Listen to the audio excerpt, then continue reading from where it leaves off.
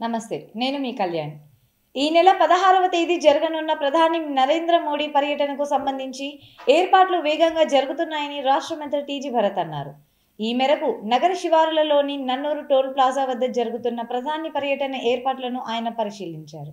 ప్రధాని పర్యటన ఏర్పాట్లు ముమ్మరంగా జరుగుతున్నాయి. రాష్ట్ర మంత్రి టీజీ భరత్ ప్రధాని నరేంద్ర మోడీ కర్నూలు జిల్లా పర్యటనకు ముమ్మరంగా ఏర్పాట్లు జరుగుతున్నాయని రాష్ట్ర పరిశ్రమలు, వాణిజ్యం, ఫుడ్ ప్రాసెసింగ్ శాఖ మంత్రి టీజీ భరత్ అన్నారు.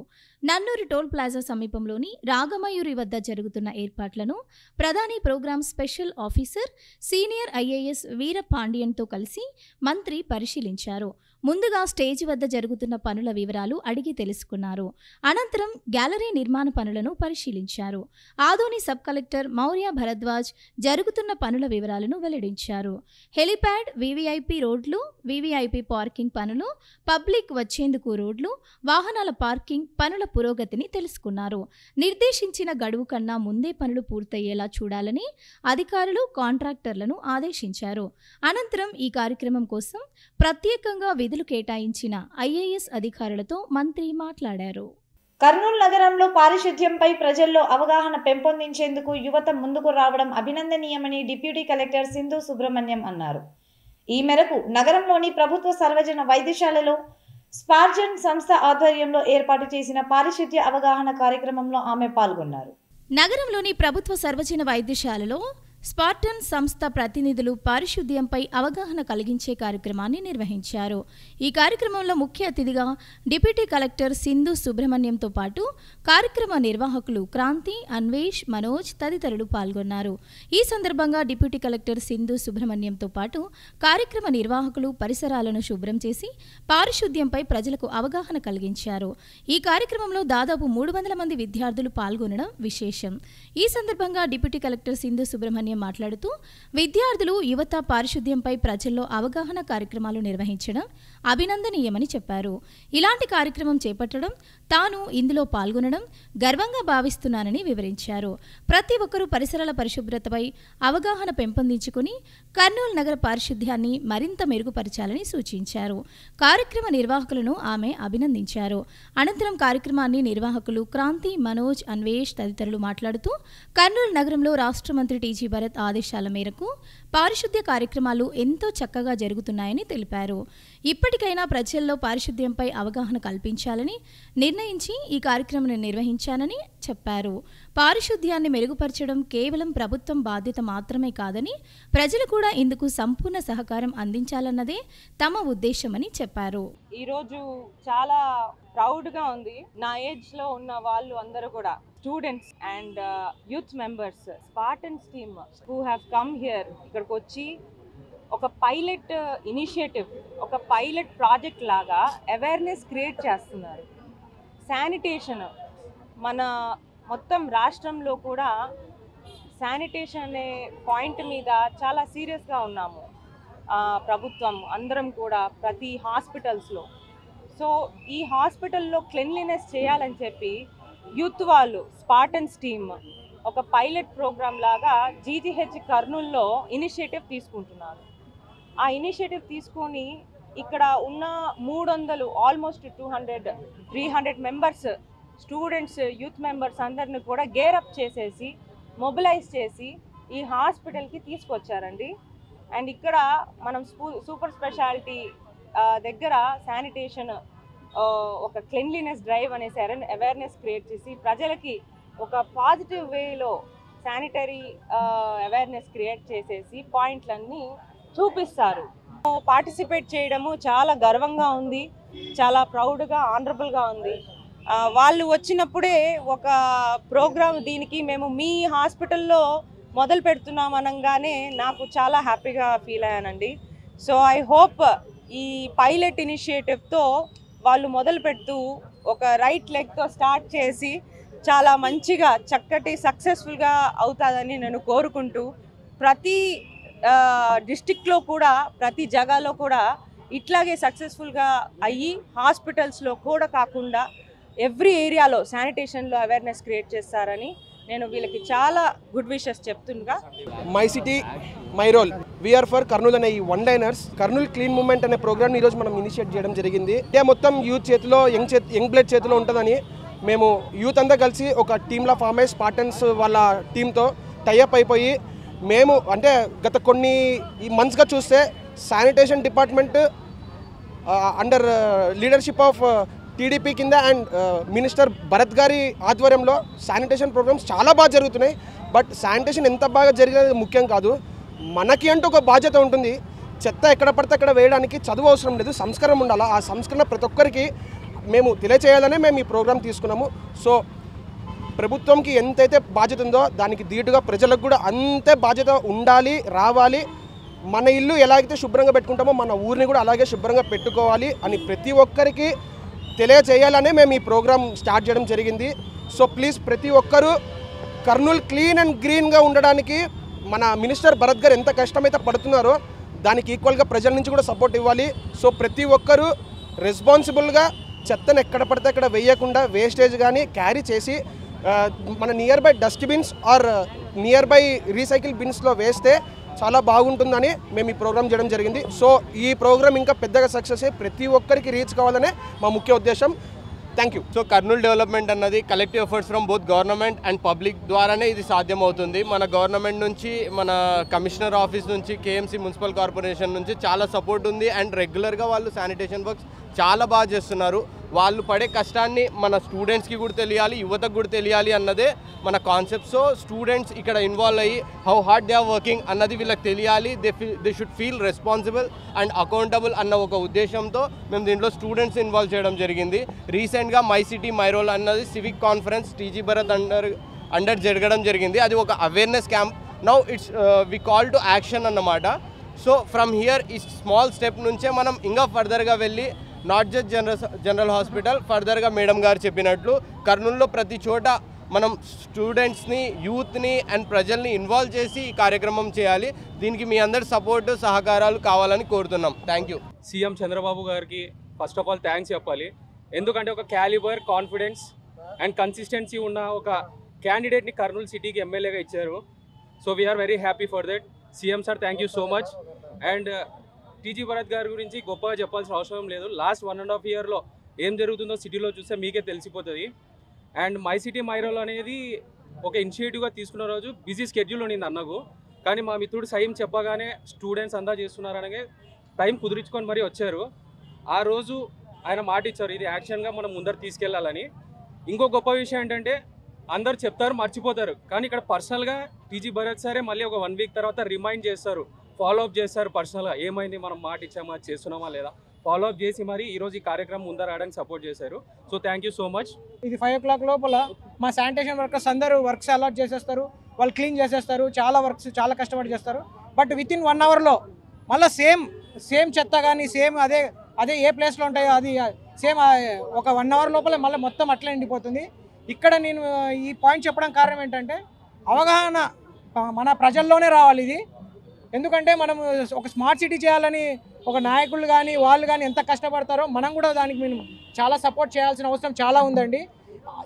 ఈ కాన్సెప్ట్ ఇది ఒక పాయింట్ మీద స్పార్టన్స్ నెక్సస్ టీం వాళ్ళు ఆలోచించి ఈ కీప్ కర్నూల్ మూవ్మెంట్ అనే ప్రోగ్రామ్ ద్వారా ఇనిషియేట్ చేసి ప్రజల్లో అవగాహన చేయడానికి ఒక కార్యక్రమం చేపట్టి దానికి సహకరించిన sense of college team students అందరికీ, ఇక్కడ గవర్నమెంట్ జనరల్ హాస్పిటల్లో అడిషనల్ మన యంగ్ కలెక్టర్ గారు వాళ్ళు సహకరించినందుకు స్పార్టన్స్ నెక్సస్ టీమ్స్కి వాళ్ళకి చాలా కృతజ్ఞతలు చెప్తున్నాను. ప్రధానమంత్రి నరేంద్ర మోడీ పర్యటనకు సంబంధించి ఏర్పాట్లను వీలైనంత త్వరగా పూర్తి చేయాలని జిల్లా కలెక్టర్ డాక్టర్ ఏ సిరి ఆదేశించారు. ఈ మేరకు నన్నూరు టోల్ ప్లాజా వద్ద ప్రధానమంత్రి పర్యటనకు సంబంధించిన ఏర్పాట్లను ఆమె పరిశీలించారు. ప్రధానమంత్రి నరేంద్ర మోదీ జిల్లాలో పర్యటించనున్న సందర్భంగా నన్నూరు టోల్గేట్ దగ్గర ఉన్న రాగమయూరి వద్ద పార్కింగ్, హెలిప్యాడ్, సభా ప్రాంగణం ఏర్పాట్లను జిల్లా కలెక్టర్ డాక్టర్ ఏ సిరి పరిశీలించారు. ఈ సందర్భంగా జిల్లా కలెక్టర్ హెలీప్యాడ్ ఏర్పాట్లను పరిశీలిస్తూ హెలీప్యాడ్ ఏర్పాట్లను వేగవంతంగా పూర్తి చేయాలని కలెక్టర్ ఆర్ఎన్బిఎస్ని ఆదేశించారు.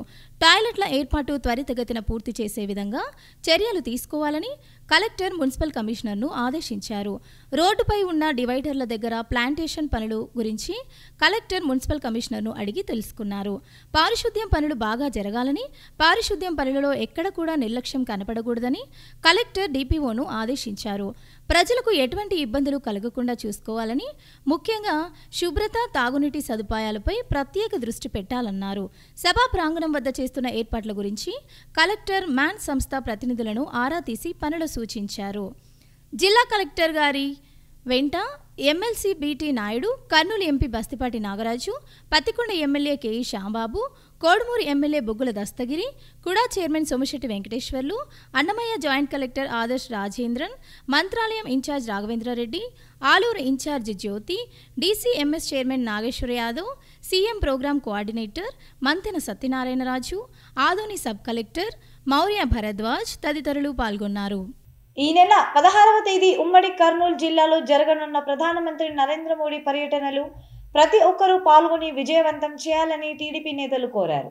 ఈ మేరకు నగరంలోని జిల్లా తెలుగుదేశం పార్టీ కార్యాలయంలో జరిగిన విలేకరుల సమావేశంలో వారు మాట్లాడారు.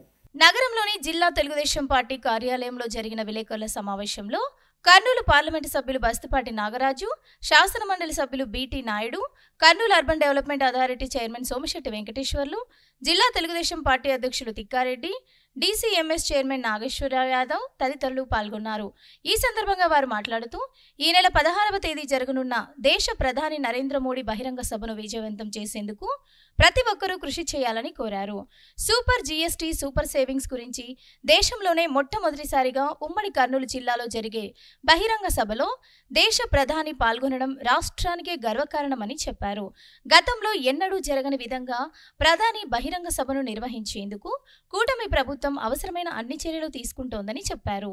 ఈ బహిరంగ సభలో 3 నుంచి 5 లక్షల మంది పాల్గొనేలా ప్రణాళికాబద్ధంగా ముందుకు వెళుతున్నామని చెప్పారు. ఈ బహిరంగ సభలో ప్రధానమంత్రి నుంచి రాష్ట్రానికి అలాగే రాయలసీమకు సంబంధించి నిధులను మంజూరు చేసేలా వాగ్దానం తీసుకునేందుకు ముఖ్యమంత్రి నారా చంద్రబాబు నాయుడు కృషి చేస్తున్నారని వివరించారు.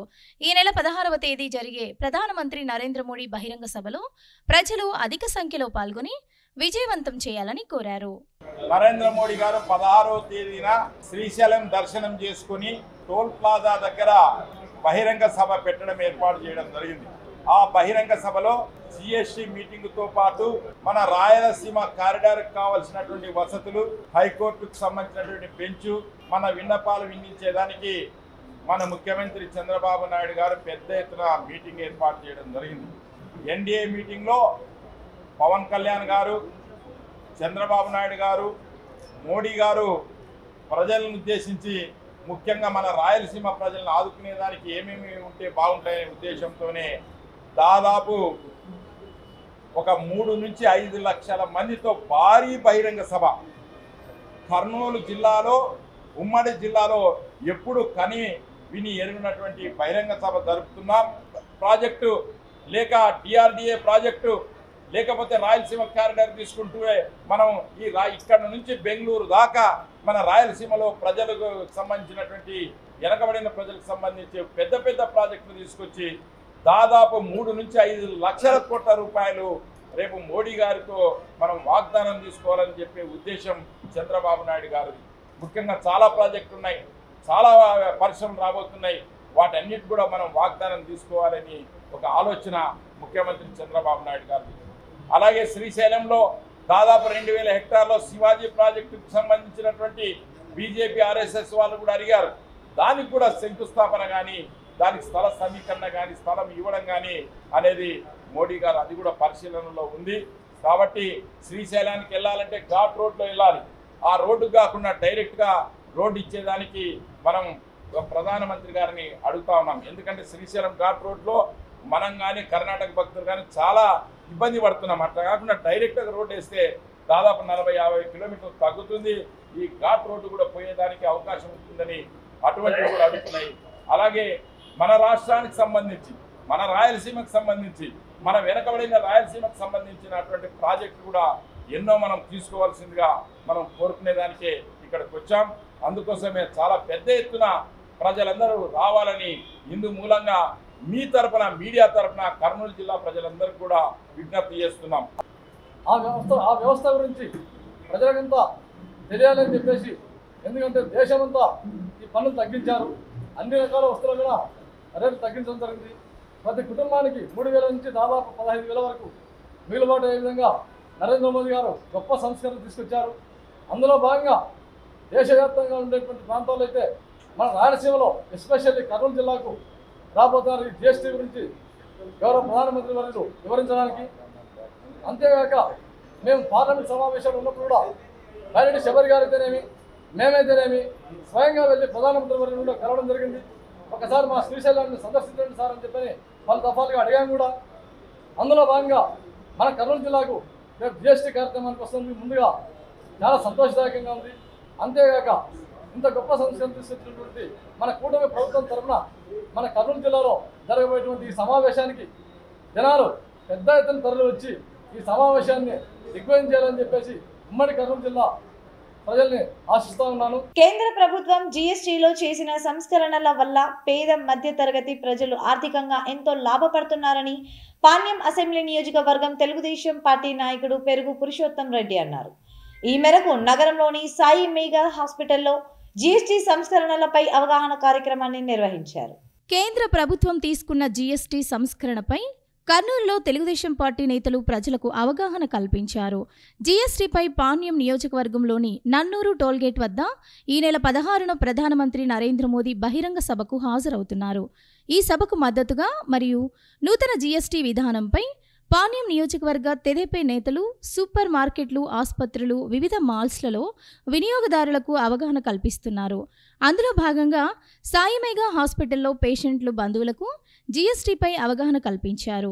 నూతన జీఎస్టీ వల్ల సామాన్య మధ్యతరగతి ప్రజలకు నెలకు 3 నుంచి 5,000 రూపాయలు ఆదా అవుతుందని తెదేపా సీనియర్ నేత పెరుగు పురుషోత్తం రెడ్డి వివరించారు. ఈ కార్యక్రమంలో డాక్టర్ అమర్నాథ్ రెడ్డి, నాగిరెడ్డి, ప్రభాకర్ యాదవ్, నాగముని తదితరులు పాల్గొన్నారు. లబ్ధిదారులకు అవగాహన కల్పించాలనే ఒక ముఖ్య ఉద్దేశంతో ఈరోజు పాణ్యం నియోజకవర్గం కర్నూలు మున్సిపల్ కార్పొరేషన్ నందు గల సాయి మెగా హాస్పిటల్కు రావడం జరిగింది. ఇక్కడ డాక్టర్ గారు అమర్నాథ్ రెడ్డి జిఎస్టీ వల్ల ఏమేమి లాభాలని కూడా మాకు వివరించడం జరిగింది. పాత రేట్లు, కొత్త రేట్లు కూడా అందరికీ చూపించి వాళ్ళు బిల్లులు ఇస్తున్నారు. చాలా సంతోషకరం. ఎందుకంటే ఇది ఇంకొక 2-3 నెలలు, 6 నెలలు పోతే కానీ అందరికీ అవగాహన రాదు. మొదటి నుంచే కూడా ఈ అవగాహన మొదట్లోనే కూడా డాక్టర్ గారు ఇక్కడ వచ్చిన పేషెంట్లకు తగ్గిన జిఎస్టీ ప్రకారం బిల్లులు ఇస్తున్నారు. కాబట్టి డాక్టర్ గారిని మేము అభినందిస్తున్నాం. ఇదే విధంగా అన్ని హాస్పిటల్లో కూడా కొత్త రేట్ల ప్రకారం బిల్లులేసి ఇక్కడికి వచ్చిన పేషెంట్లకు సహకరించాలని ప్రతి హాస్పిటల్ యజమానిని కూడా కోరుతున్నాం. ఎందుకంటే హాస్పిటల్కు చాలామంది ఇబ్బందులు పడి వస్తున్నారు. కాబట్టి ఇప్పుడు ముఖ్యమంత్రి, ప్రధానమంత్రి గారు ఏ విధంగా అయితే తగ్గించినారో మీరు కూడా అదే విధంగా తగ్గించి ప్రజలకు సేవ చేయాలని కోరుకుంటూ మరి ఒకసారి సాయి మెగా హాస్పిటల్ అమర్నాథ్ రెడ్డి గారికి నమస్కారం తెలియజేస్తాను. చరితమ్మ గౌరవ ఎమ్మెల్యే గారి ఆదేశాల మేరకు ఈ GST 2 ప్రచారం చేయడం జరిగినది. GST 2 భారతదేశంలోనే ప్రధానమంత్రి గారు అదే మంత్రిమండలి ఒప్పుకున్నది. ఆ విధంగానే ఆంధ్రప్రదేశ్ గౌరవ ముఖ్యమంత్రి వర్యులు అదేవిధంగా యువ నాయకుడు నారా లోకేష్ బాబు గారు ఒప్పుకొని రాష్ట్రానికి ఆదాయం తక్కువైనా పర్వాలేదు, రాష్ట్ర ప్రజానికానికి మేము సేవ చేస్తున్నాం అనే మంచి సంకల్పంతో తగ్గించడం జరిగినది. అదేవిధంగా సంక్షేమ పథకాలు అమలు చేస్తున్నారు. అదేవిధంగా ఈ రాష్ట్రానికి మంచి పెట్టుబడులు, నియామకాలు, ఉద్యోగాలు అన్నీ ఇస్తున్నటువంటి ఈ కూటమి ప్రభుత్వానికి ధన్యవాదాలు తెలియజేస్తున్నాం. ఈ సామాన్య ప్రజానీకానికి ఇంటి సరుకులతో సహా హాస్పిటల్ బిల్లులు, తర్వాత మెడికల్ ఎక్స్పెన్సెస్, బట్టలు, వివిధ రకాల ఎలక్ట్రానిక్ వస్తువుల మీద కూడా GST తగ్గింది. దాదాపుగా ఒక కుటుంబానికి 1,00,000 రూపాయల మేరకు తగ్గుతుంది. ఇదంతా వారికి ఆదాగా అవుతుంది. కొంతమంది మిగిలించుకున్న వాళ్ళు పొదుపులు కట్టుకొని లేదా బ్యాంకులో డిపాజిట్ చేసుకొని వాళ్ళ కుటుంబాన్ని చేసుకుంటారు. వాళ్ళ పిల్లల చదువులకు కూడా ఉపయోగపడుతుంది. ఇటువంటి GSTని అందరూ సద్వినియోగం చేసుకొని, అదేవిధంగా ఇప్పుడు డాక్టర్ గారు చెప్పారు మేము తగ్గిన విధంగానే బిల్స్ ఇస్తున్నామని. మేము మొన్న గౌరవ ఎమ్మెల్యే గారి ద్వారా డిమార్ట్లు వెళ్ళాం, అక్కడ కూడా తగ్గింపు బిల్లు ఇచ్చారు. ఈ విధంగా మేము అందరికీ ఖచ్చితంగా తగ్గింపు బిల్లుతో ఇవ్వాలని చెప్పేసి ప్రజానికానికి తెలియపరుస్తూ ప్రచారం చేస్తున్నాం. సార్ నాది నిర్జూరు గ్రామము, కర్నూలు డిస్ట్రిక్ట్ విలేజ్. నిరుజూరు. నా పేరు మద్దిలేటి. మేము మా అన్న కూతురు అంటే సరోజన అమ్మాయి తెలుగులో పిల్లోడు, తెలుగు పరమేశనే పిల్లోడు. గత ఒక 8 సంవత్సరాల నుంచి వెంటాడి వేధించి ఆమెని నానా చిత్రహింస పెడుతున్నాడు. మేము ఆల్రెడీ ఆ బాబు మొదటి పెళ్లి చేసింటే ఆ భర్తకు కూడా ఫోన్లు చేసి ట్రాప్ చేసేసి వాళ్ళని విడగొట్టేసినాడు. తర్వాత వీడు రహస్యంగా తీసుకుపోయి ఎవరికి తెలియకుండా తాళి కట్టించుకొని ఆ బాబు లొంగపరుచుకొని నానాగా చేసినాడు. వచ్చిన తర్వాత మాకు తెలిసినంత వరకు ఎక్కడ ఏమి వస్తువులు అని అడిగితే నేను పెళ్లి చేసుకున్నా అని చెప్పింది. ఎవరితో అంటే తెలుగు పరమేశనే పిల్లలతో పెళ్ళి అయింది నాకు అంటే, మేము అడిగితే మీరు మాదిగోళ్ళు మేము చేసుకోము, ఏం చేసుకుంటారో చేసుకోకండి, నేను తెలుగుని ఏమైనా చేయగలుగుతాను, నాకు డబ్బు ఉంది, ఏముంది, పలుకుబడి ఉంది, రాజకీయ నాయకులు ఉన్నారు నా వెనక, మీరేం చేసుకుంటారో ఏం చేసుకోకండి. ఇది 8 సంవత్సరాల కింద పెళ్లి అయింది. ఫస్ట్ పెళ్లి వీళ్ళు చేసుకునడం 4 సంవత్సరాల కింద. 4 సంవత్సరాల నుంచి మీకు పెళ్లి చేసుకున్నారు? తెలియదు. మా అన్న ఉదయం 5:30కి కేఎంసీలో పనిచేస్తాడు. 5:30కి డ్యూటీకి పోతే సాయంకాలం 7 గంటలకు ఇంటికి వస్తాడు. ఇంట్లో ఎవరు ఉండరు. ఆ పాప ఒక్కతే టైలరింగ్ చేస్తూ ఉంటుంది. వాడు ఇట్లా ట్రాప్ చేసేసి మోసం చేసేసినాడు ఆ పాపని. కాబట్టి మాకి న్యాయం జరిగి ఆ పాపకి ఆ పరమేశనే పిల్లలతో పెళ్లి చేయాలని మేము కోరుకుంటున్నాం. ఇదొక న్యాయం చేస్తాం, మాకు సంతోషం. నా పేరు మద్దిలేటి. విద్యార్థులు చదువుతో పాటు క్రీడలో రాణిస్తే ఉజ్వల భవిష్యత్తు ఉంటుందని జిల్లా ఒలింపిక్ సంఘం అధ్యక్షుడు బొల్లవరం రామాంజనేయులు అన్నారు. ఈ మేరకు నగరంలోని స్పోర్ట్స్ అథారిటీ మైదానంలో స్కూల్ గేమ్స్ ఫెడరేషన్ ఆధ్వర్యంలో ఏర్పాటు చేసిన క్రీడలను ఆయన ప్రారంభించారు. నగరంలోని స్పోర్ట్స్ అథారిటీ మైదానంలో under-19 school games soft ball, throwball క్రీడాకారుల పరిచయ కార్యక్రమంలో జిల్లా ఒలింపిక్ సంఘం అధ్యక్షుడు బొల్లవరం రామాంజనేయులు ముఖ్య అతిథిగా పాల్గొన్నారు. ఈ సందర్భంగా ఆయన క్రీడాకారులను పరిచయం చేసుకుని క్రీడా పోటీలను ప్రారంభించారు. అనంతరం ఆయన మాట్లాడుతూ విద్యార్థులు చిన్నతనం నుండి క్రీడల సాధన చేస్తే బీపీ, షుగర్ లాంటి వ్యాధులకు దూరం అవుతారని తెలిపారు. మన దేశం బీపీ, షుగర్ తదితర దీర్ఘకాలిక వ్యాధులతో చిన్నల నుంచి పెద్దల దాకా వ్యాధిగ్రస్తులు అవుతున్నారని, వీటికి దూరంగా ఉండాలంటే క్రీడలు ఒక్కటే మార్గమని ఆయన అన్నారు. విద్యార్థుల క్రీడల్లో పాల్గొని జిల్లాకు, రాష్ట్రానికి పేరు తీసుకురావాలని ఆయన కోరారు. ఈ సందర్భంగా ఏర్పాటు చేసిన కార్యక్రమంలో అండర్-19 ఆర్గనైజింగ్ సెక్రటరీ రాఘవేంద్ర తదితరులు, ఫిజికల్ డైరెక్టర్లు, పీఈటీలు పాల్గొని విద్యార్థులను అభినందించారు. అండర్-19 జిల్లా స్థాయి సెలక్షన్ ఇది ఉమ్మడి జిల్లా స్థాయి కాబట్టి కర్నూలు అండ్ నంద్యాల వాళ్ళు వచ్చింటారు. దీనికి ఆర్గనైజింగ్ సెక్రటరీగా ఈ సంవత్సరం ప్రతి క్రీడాంశంలో కూడా జిల్లా స్థాయి ఎంపిక చాలా మంచి వాతావరణం జరుగుతుంది.